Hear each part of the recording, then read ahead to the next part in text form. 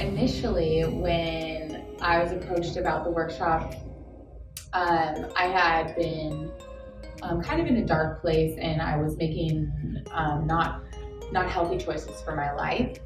And I had been praying a lot, just for guidance and direction. I wasn't sure if I wanted to continue to pursue, an entrepreneurship, or if I was just going to go back to a job. And in those prayers, I was really just asking for friendship and a place to start over or refresh. And so when I was approached, I really had no hesitation, because I knew that was being presented to me, because it was a path being given to me. So I said yes, and I jumped at the opportunity to refresh my mind, to renew my mind, and give myself a second chance.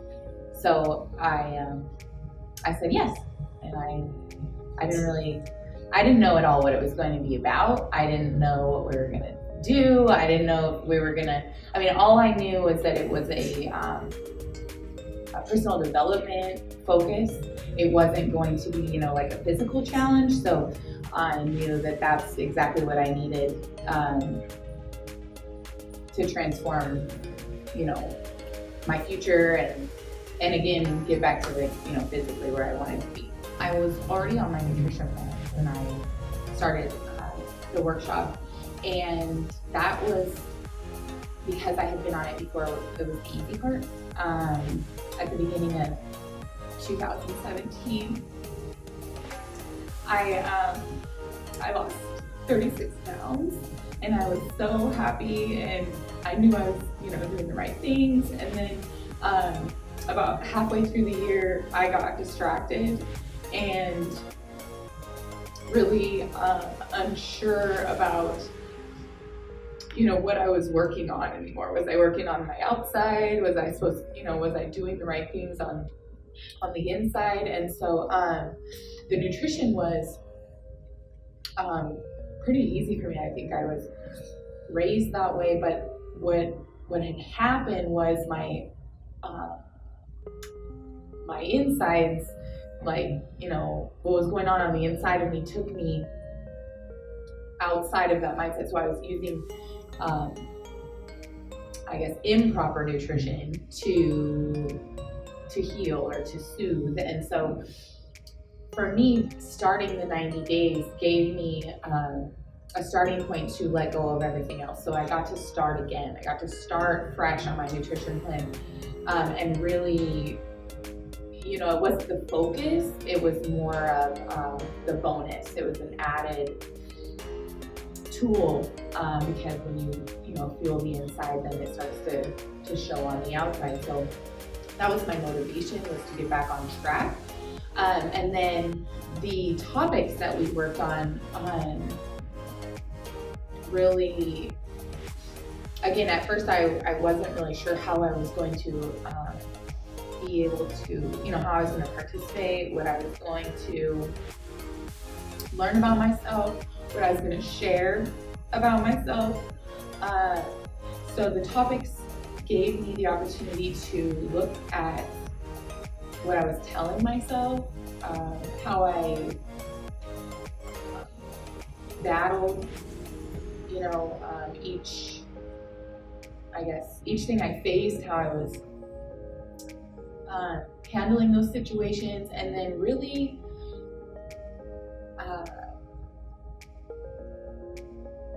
gave me an opportunity to let go of what I started with. When I started the workshop, I knew I was going to be closed about certain things, and I was going to be able to be more open. And so I was able to let go each topic that we touched on more and more, and was able to open up and receive the messages that I needed to receive, the tools. I constantly talked about the very first workshop, which I struggle with remembering.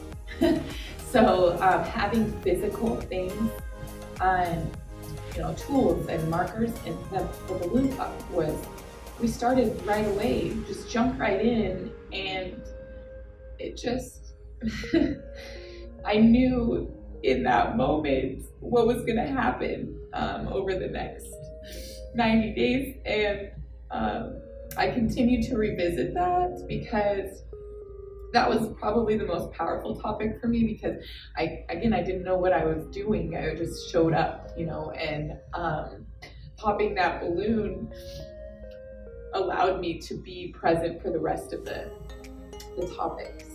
And then that led into my ability to open up so that I could build relationships within the workshop. And getting to here, there was one specific share I remember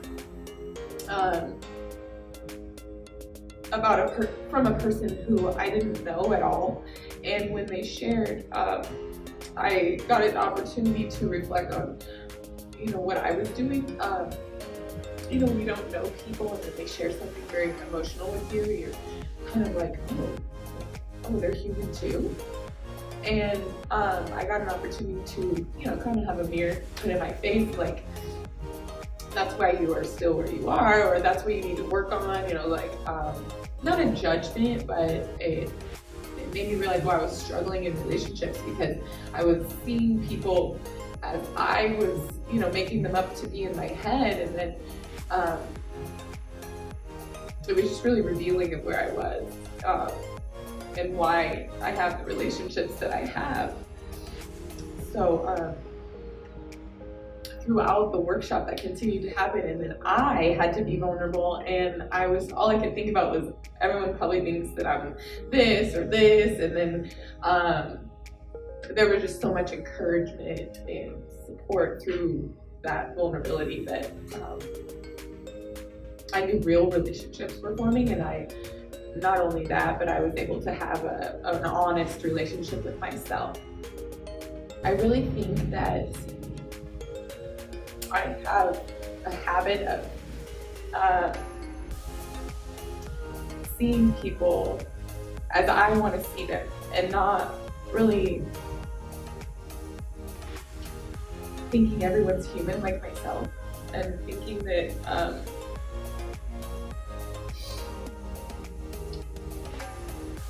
I'm not on the same level, or that maybe I'm too human. And so when people share their vulnerabilities, it connects us, and I'm reconnecting with people again. And so I'm kind of able to let go of, I don't want to say stereotypes, but like those false, beliefs of who people are because of, what they do, or how they laugh, or how they smile, or, everyone's always got something going on that I don't know about. And I feel like I was just able to see people again, not as I saw them, but as they were. We're in this together. I'm not alone. I'm not the only one that feels this way, or questions my worth, or struggles. We're in this together. And then that's okay too. It's okay to be human. It's not always about holding it together. And it's okay to do that. And they were okay to do that. And I was okay with them doing that. It was just like a big, this is the safe space. And in the beginning, I didn't feel that way. I didn't, because I didn't trust that you can say it's safe, like, but you make up these things in your head, or you tell yourself that you're not, and kind of just being able to listen and see a different side of people brought me back to being okay with being human. You feel like you're enough now? Yeah, I'm doing something. I feel like I shared it, that I feel like I'm right there. Like, I can touch it, I can touch my future, I can touch this, not that I'm changed, but I'm shedding and stepping into something. I've been saying that actually over the last couple of months, that I can feel something happening inside of me that's different this time. I thought about this because I knew this would be actually more difficult for me to do, but the very first thing that came to mind was to be open and honest. And I actually myself did not feel any resistance, because I knew that it was a gift that was being given to me that I prayed for. So I just stepped into it. But I know that a lot of people would feel resistance about saying yes to something new that they don't know what it is. I think that's with anything in life. And so I would say that the path of least resistance is what everybody is doing. And if you really want to be different, and if you know that you're set apart and you know that you're meant for something more, to say yes to every opportunity that challenges you, whether you know what it is or not, because that is what's going to take you to the next level, whether it's just personal development or being happy, or just having another milestone in your life, whatever that looks like, just to be open and to say yes.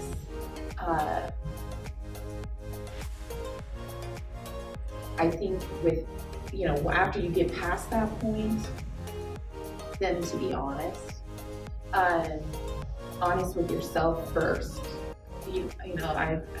Somebody has said this to me before, and I can't remember who, but everyone doesn't deserve to hear all of your stories, all of your past, all of your junk. But when you're given the opportunity to share in a space where everyone's kind of sharing bits and pieces, that's okay to do that. So first get honest with your story, your reason, your why of why you're doing those things, why you want to pursue that, or why you're feeling the pull there, and then branching out from there, and I guess just being honest with your emotions and your fears and your goals, and then being open to seeing new ideas within those things. Saying yes. Always say yes. And always take the stairs. This affirmation actually keeps revisiting me, and I think it's revisiting me because I had a different perspective on separation before, and separation in my past has always been an abrupt rawr, and so the affirmation is that I peacefully detach from any forms of negativity or things that are not for me. And really the focus there is peacefully detaching, and then peace. When I came to the opportunity of doing the workshop, I felt peace.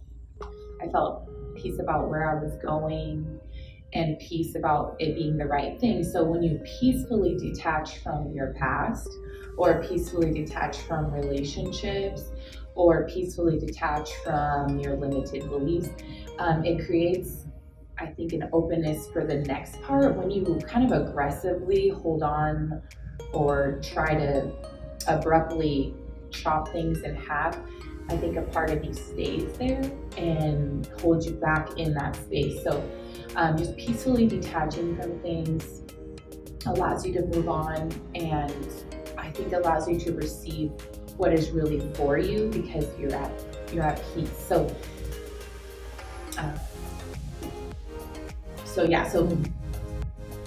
if you're abrupt and you're choppy in the past, then I think that's how you move forward. But if you can peacefully detach from things, then it allows you to peacefully embrace and know that this is the right movement forward.